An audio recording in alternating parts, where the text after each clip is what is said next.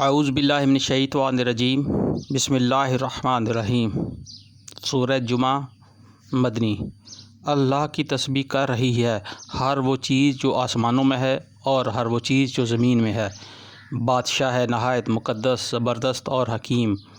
وہی ہے جس نے امیوں کے اندر ایک رسول خود انہی میں سے اٹھایا اور انہیں اس کی آیات سناتا ہے، ان کی زندگی سنوارتا ہے اور ان کو کتاب اور حکمت کی تعلیم دیتا ہے، حالانکہ اس سے پہلے وہ کھلی گمراہی میں رہے ہوئے تھے۔ اور اس رسول کی بعثت ان دوسرے لوگوں کے لیے بھی ہے جو ابھی ان سے نہیں ملے ہیں۔ اللہ زبردست اور حکیم ہے، یہ اس کا فضل ہے، جسے چاہتا ہے دیتا ہے، اور وہ بڑا فضل فرمانے والا ہے۔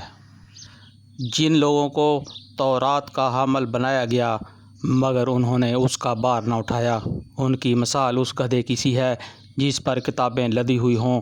اس سے بھی زیادہ بری مثال ہے ان لوگوں کی جنہوں نے اللہ کی آیات کو جھٹلا دیا ہے۔ ایسے ظالموں کو اللہ ہدایت نہیں دیا کرتا۔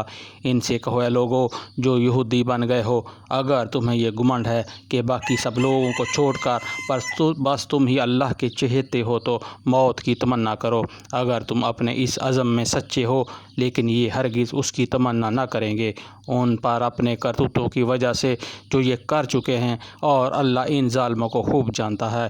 ان سے کہو جس موت سے تم بھاگتے ہو وہ تو تمہیں آ کر رہے گی، پھر تم اس کے سامنے پیش کیے جاؤ گے، جو پوشیدہ و ظاہر جاننے والا ہے، اور وہ تمہیں بتا دے گا کہ تم کیا کچھ کرتے رہے ہو۔